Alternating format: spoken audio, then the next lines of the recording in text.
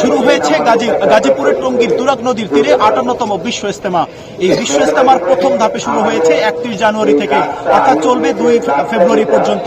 2 ফেব্রুয়ারি শেষ হবে দ্বিতীয় ধাপে, অর্থাৎ প্রথম ধাপে 41টি জেলার যে প্রথম ধাপের যে বিশ্ব ইজতেমা সেটি শুরু হয়েছে।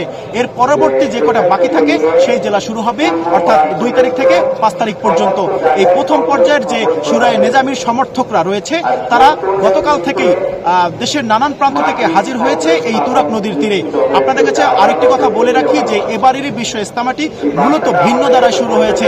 প্রতি বছর জুমার নামাজের পরে আম বয়ানের মাধ্যমে যে শুরু হয় প্রথম ইজতেমা, সেটি কিন্তু এবছর হয়নি। অর্থাৎ এবছর শুরু হয়েছে মাগরিব নামাজের বাদে আম বয়ানের মধ্য দিয়ে শুরু হয়েছে 41টি জেলার এই প্রথম বিশ্ব ইজতেমা।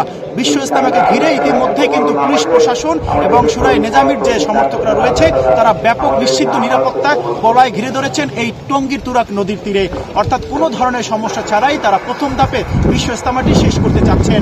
এবং ঠিক এই জায়গাটাই আজ থেকে 1 মাস পূর্বে সাতপন্থী এবং জুবারপন্থীর মাঝে যে রক্তক্ষয়ী সংঘর্ষ হয়েছিল, সেখানে কিন্তু তথ্যমতে 3 জনের প্রাণহানি হয়েছিল।